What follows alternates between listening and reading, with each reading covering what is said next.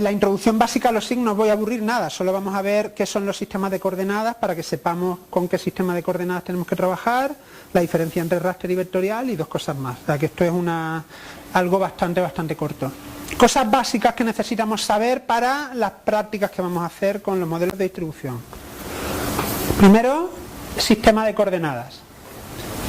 Hay en general dos tipos de sistemas de coordenadas.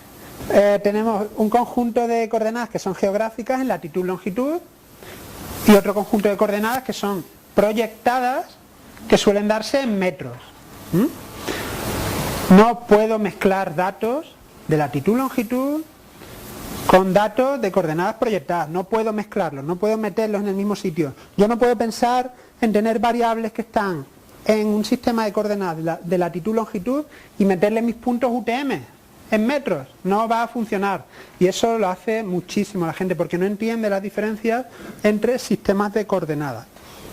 La primera cosa que tenemos que saber es mis datos, tanto las variables como los puntos, y dentro de las variables todas las variables. ¿Qué sistema de coordenadas tienen? Porque debe ser el mismo para todo.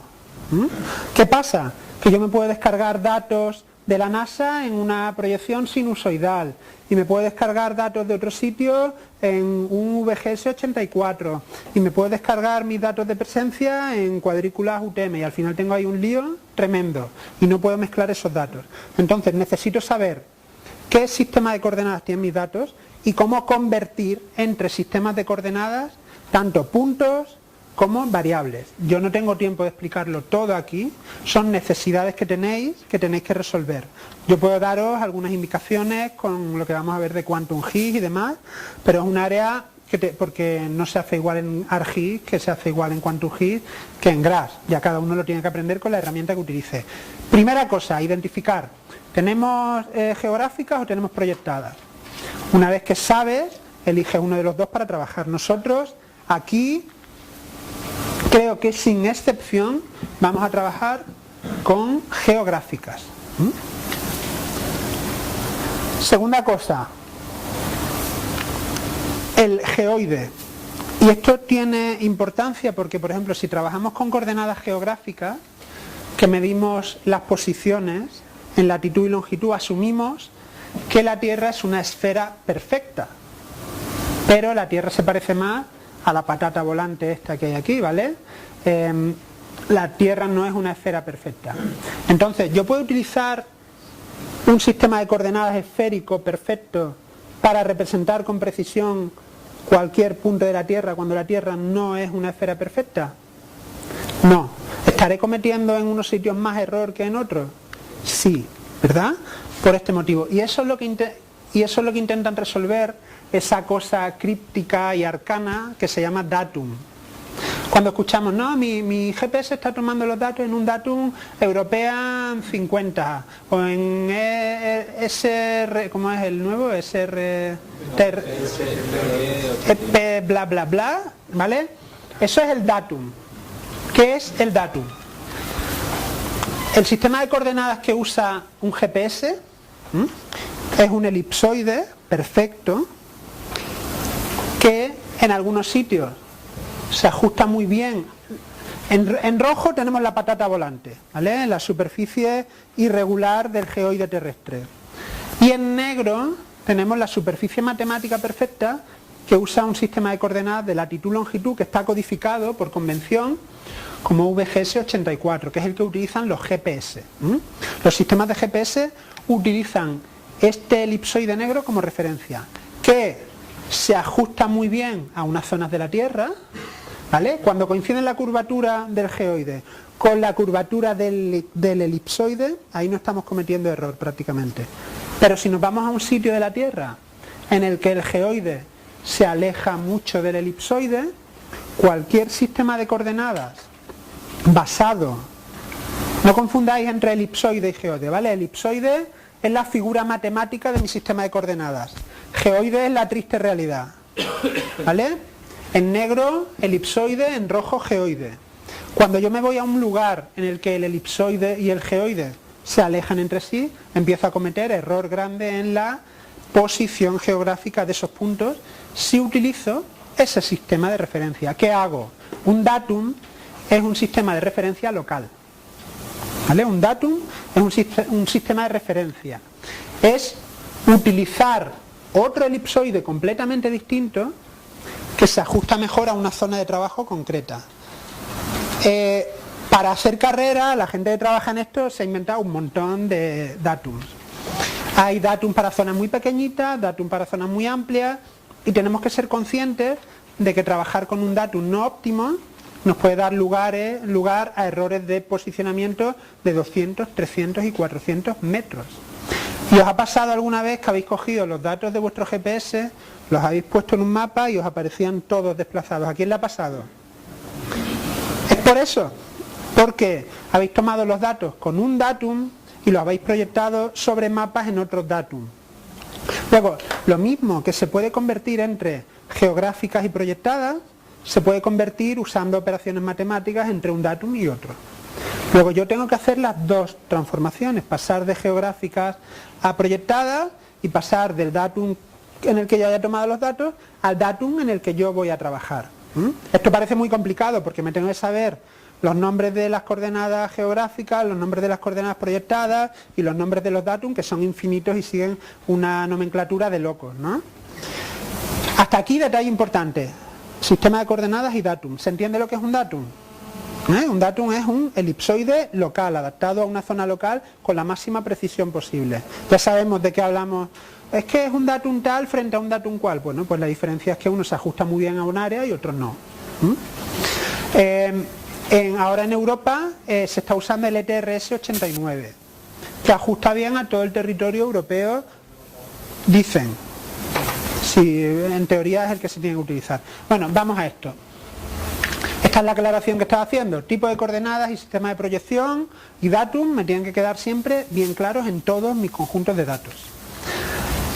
Para simplificar la historia, porque claro, tú puedes tener unos datos que sean, esto es coordenadas geográficas, datum ED50, y otro puede tener coordenadas UTM con datum VGS84 y otro puede tener, o sea, existen muchas combinaciones de datum y de sistemas de coordenadas.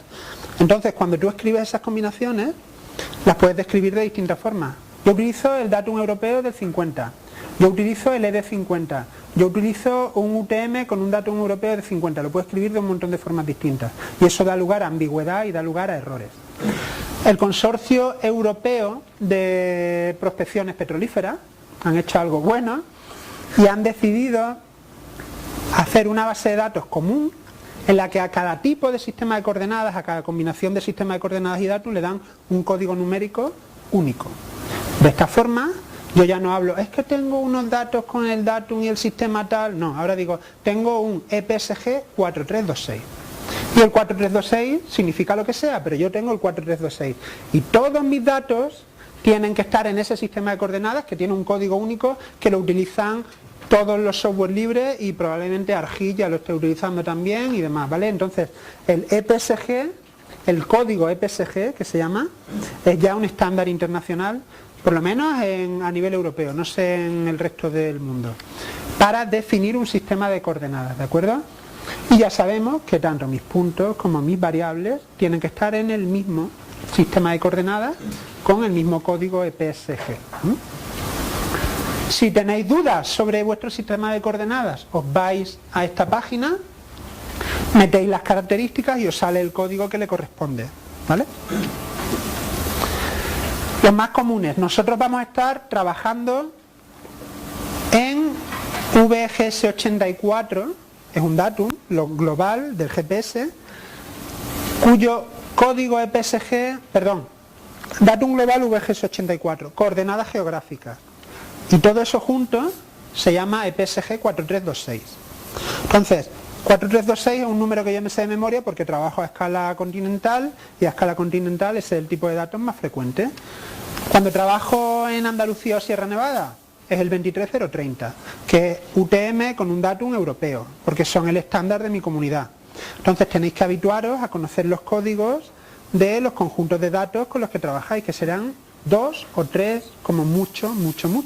Y ya en vuestro software cuando tengáis que hacer un cambio, pues no, quiero cambiar este de lo que sea al 4326 o este de lo que sea al 23030 y facilita mucho la tarea, ¿vale? Porque cuando tú lees una lista de sistemas de referencia hay muchos que son ambiguos y no sabes exactamente si es el que tú necesitas o no. ¿Conocíais lo del EPSG? No, ¿verdad? Vale, pues esta es la clave para no cometer esos errores de mezclar datos con distintas características en el sistema de coordenadas. Y es la primera pista que podéis tener. Problemas que a veces cuando te descargas datos de internet no te dice soy el EPSG no sé cuántos.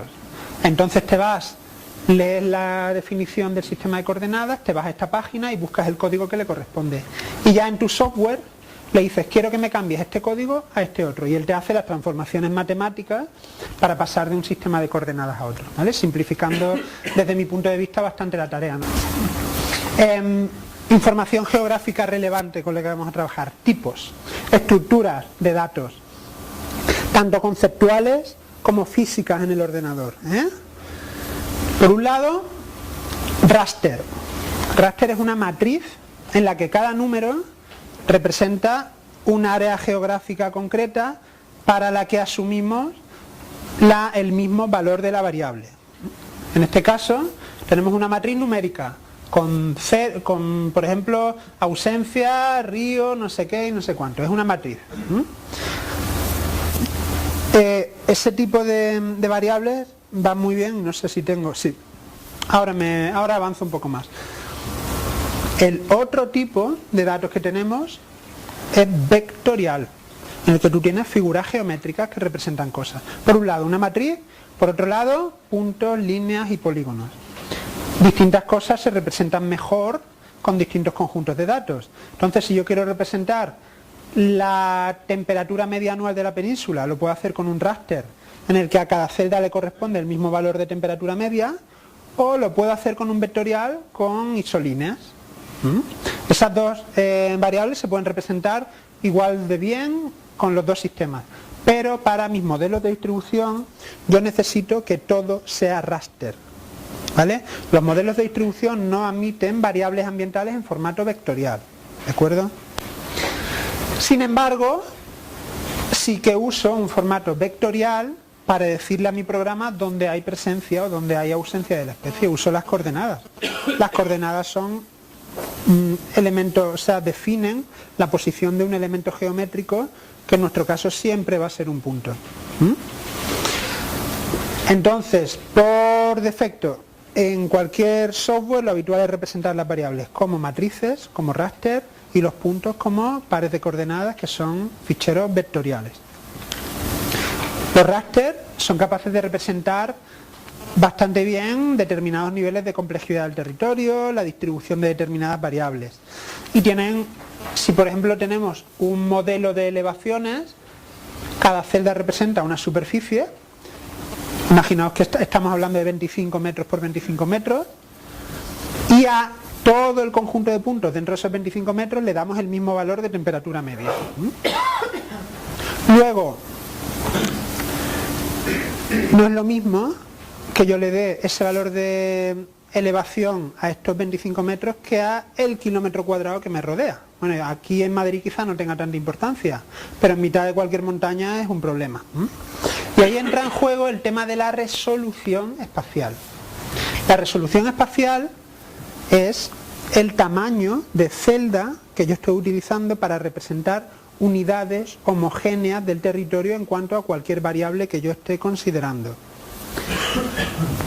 Si estoy representando un modelo de presencia binario de zonas en las que está la especie y zonas en las que no está la especie, fijaos lo que pasa si yo lo hago a una resolución de 73 metros cuadrados o a una resolución de 80 metros cuadrados. Cambia mucho la definición tanto de el área que ocupa la especie, porque yo cuento el área utilizando las celdas, ¿vale? Estoy perdiendo esta y esta, y estoy cometiendo error aquí, aquí y aquí. Si yo aumento la resolución, sin embargo, el error que estoy cometiendo es mucho, mucho más reducido. ¿Qué pasa? Cuanta más resolución, más recursos consume mi ordenador, más RAM ocupo para cualquier operación, más tiempo me lleva cualquier operación, más espacio en disco estoy ocupando.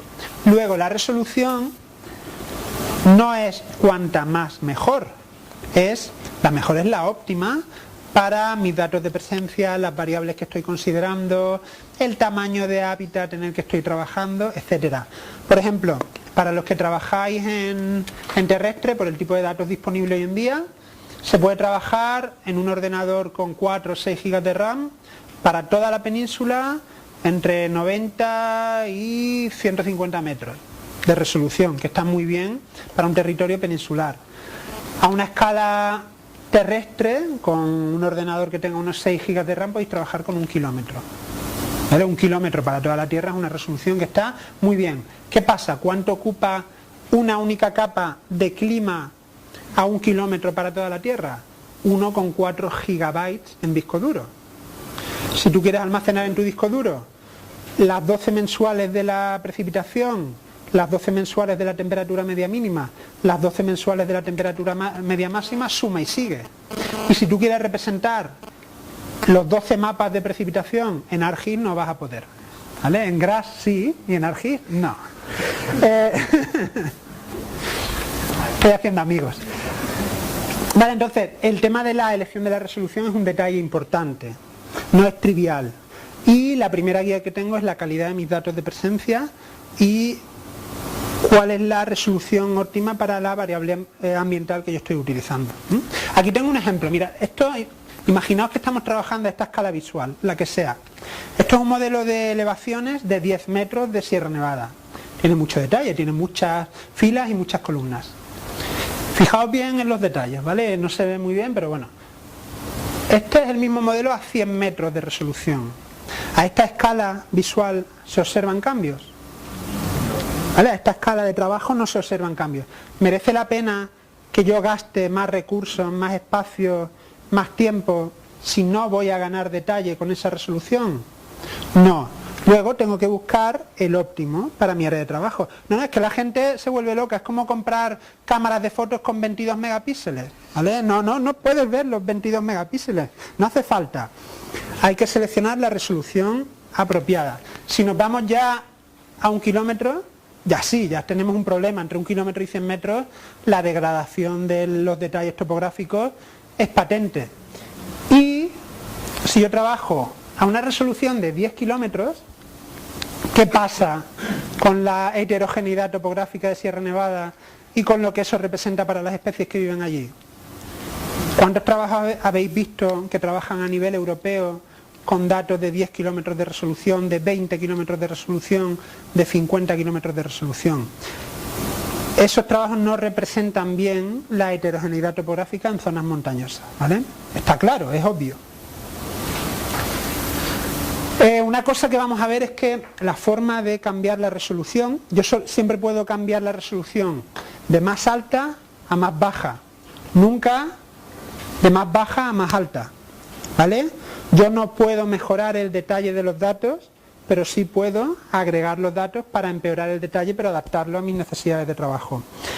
Y la forma en la que se hace ese cambio no es trivial. Hay métodos que se adecúan a tipos de datos diferentes. Este cuadrito está aquí, luego vamos a hacer un ejemplo en el que se ve qué método es mejor para qué tipo de datos. La diapositiva está ahí porque como vais a tener la presentación en casa, en algún momento determinado, mira, tengo que cambiar un tipo de celda, pues bueno, ya sé varios métodos y sé lo que eso significa. Porque aquí tenemos 4 celdas con valores 1, 2, 3 y 3, y si yo quiero convertir esas 4 celdas en una sola, con un valor representativo de ese conjunto de valores, yo lo puedo hacer. Vecino más próximo es seleccionar el valor más cercano a la esquina superior izquierda. Es una forma muy rápida de cambiar de resolución, pero que te da el valor de la celdita que esté ahí. Nos saldría 1. Si hacemos la media, nos sale un 2,25. Y si hacemos la moda, nos da un 3. ¿Qué es lo correcto? ¿Qué? Depende, efectivamente, ¿vale?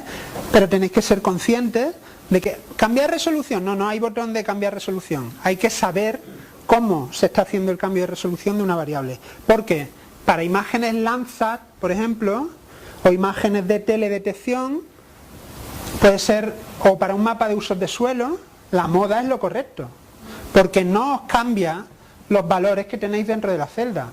Pero ya un mapa de usos del suelo no lo puedo cambiar de resolución con una media, ¿vale? O con una moda o con un vecino más próximo, pero nunca con una media. ¿Se entiende?